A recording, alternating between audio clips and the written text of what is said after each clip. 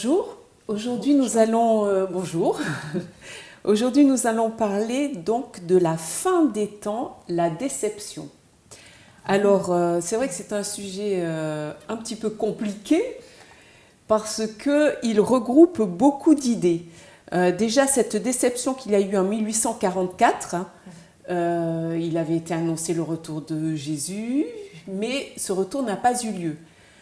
Et puis aussi, on nous parle du sanctuaire. Alors moi, je vais m'arrêter un petit peu sur l'histoire du sanctuaire. À savoir, alors je vous propose de lire dans Hébreux 8, verset 5, un petit passage qui va nous donner une petite piste. Hébreux 8, verset 5, il est dit ceci.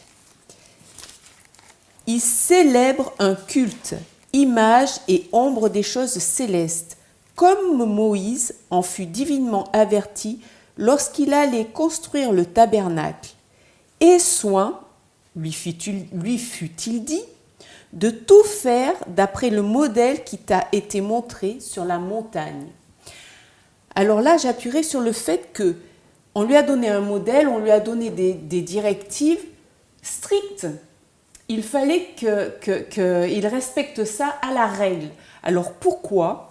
Parce que en fait, dans tout ce qui représente le sanctuaire, il y a des significations pour nous qui sont absolument extraordinaires. Lorsqu'on voit toutes les significations, que ce soit du sacrifice, bien sûr, et de Jésus avec la signification de Jésus qui s'est donné pour nous, ça c'est très important de faire comprendre aux jeunes que déjà la compréhension du sanctuaire peut être à la portée de tout le monde. Il suffit de se poser simplement des questions. À savoir que la couleur des rideaux de la porte d'entrée avait une signification bien spéciale, que chaque poteau qui entoure le sanctuaire correspond à chacun de nous, chacun des êtres vivants. Dieu veut que nous fassions partie intégrante de son projet, que ce soit dans ces poteaux qui se retrouvent à l'extérieur, donc qui entourent le sanctuaire, mais les poteaux également qui entourent le lieu saint et le lieu très saint, qui ont une signification un petit peu différente que celle des poteaux qui sont un petit peu à l'extérieur, mais qui nous représentent également, nous en tant qu'individus participants également de tout ce qui se passe sur la terre pour amener les gens au royaume de Dieu. Donc, essayez de développer un petit peu, je pense, ces idées pour que les jeunes comprennent bien. Parce que moi, lorsque j'ai étudié le sanctuaire, ça m'a aidé vraiment à comprendre quelle est ma place, ma position dans ce monde par rapport justement à l'investissement que Dieu me demande d'avoir pour son royaume de Dieu, pour son royaume. Donc, vraiment faire comprendre aux jeunes quelle est l'importance de chaque salle aussi, le lieu saint, le lieu très saint, pour que le jeune puisse comprendre aussi quel parfum de bonne odeur il doit amener devant le Seigneur. Quels sont sur le parfum de bonne odeur, on y a porté nos louanges. Les louanges font partie du parfum de bonne odeur. Qu'est-ce qu'on doit y apporter dans ces louanges ?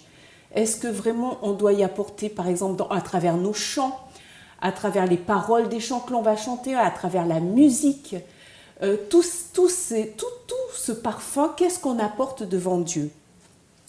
Et quels sont bien sûr les rôles des différentes parties du sanctuaire. C'est vrai que c'est un investissement de la part de la personne qui va faire la leçon, de se plonger un petit peu dans l'étude des significations.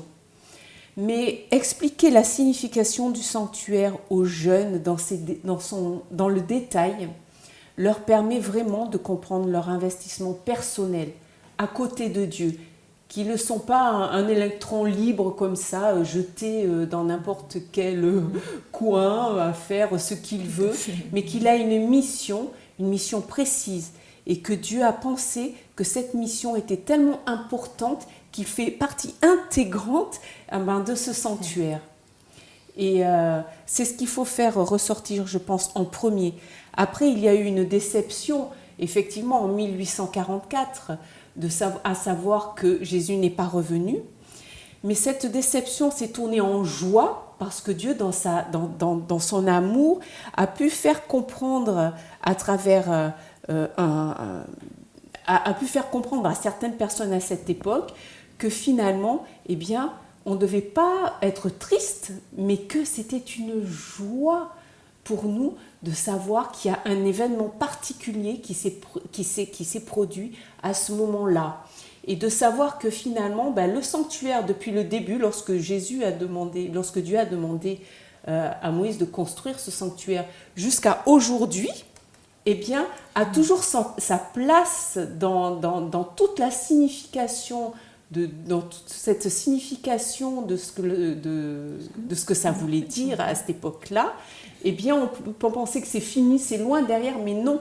Aujourd'hui, le sanctuaire a toujours sa place dans notre vie.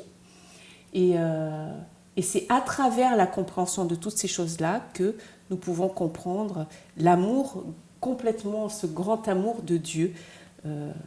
Voilà.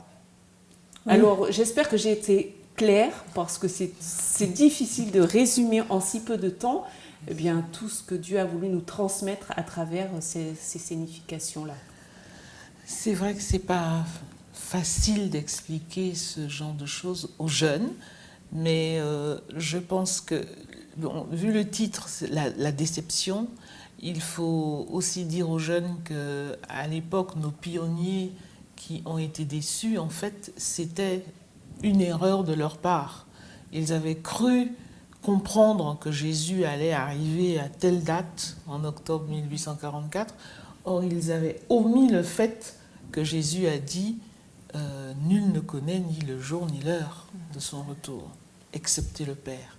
Donc, ce n'est pas une erreur tragique, ce n'est pas une erreur de Dieu, mais c'est une erreur de l'homme. D'ailleurs, ça leur a appris à mieux chercher dans la Bible pour bien comprendre les prophéties de Dieu. Voilà. Et sinon, le retour de Jésus en lui-même, il se fera, mais quand Dieu l'aura décidé. Par rapport au sanctuaire, particulièrement quand on s'adresse aux jeunes par rapport au sanctuaire, je pense que c'est intéressant d'insister avec eux quand ils sont au collège, quand ils sont à l'école. De plus en plus, on développe des exemples pratiques ou des comparaisons visuelles pour qu'ils comprennent les théorèmes, voilà, tout ce qui est un peu compliqué à comprendre, on les aide à l'école avec des choses pratiques ou en dessin.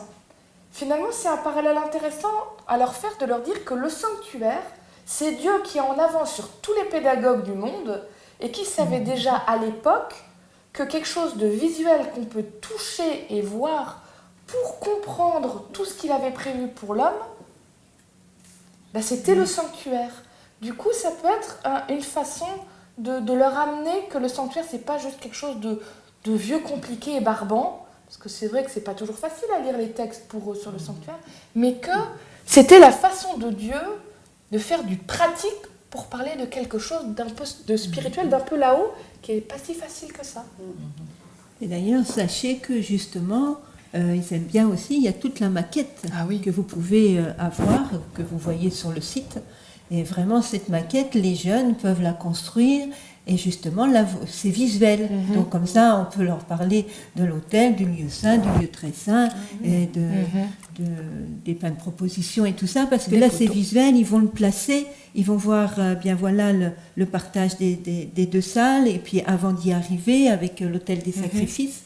Et ça, c'est ça, le jeune aussi, il a besoin de visuel, et qui va voir que, on construit ça, hop, le texte, hop, on construit le texte, et voilà, ça leur apprend un petit peu à mémoriser. Ça aussi, c'est important. À fixer alors, surtout, n'hésitez pas à vous le procurer, parce que là, ils l'ont visuellement. Tout à fait, c'est une leçon très riche. Très riche, oui. Donc, je vous encourage à piocher à droite, à gauche, et à vous servir des ouvrages que nous pouvons avoir à notre portée pour comprendre et développer au mieux cette leçon. Eh bien, je vous dis à bientôt et au revoir. Au revoir. Au revoir.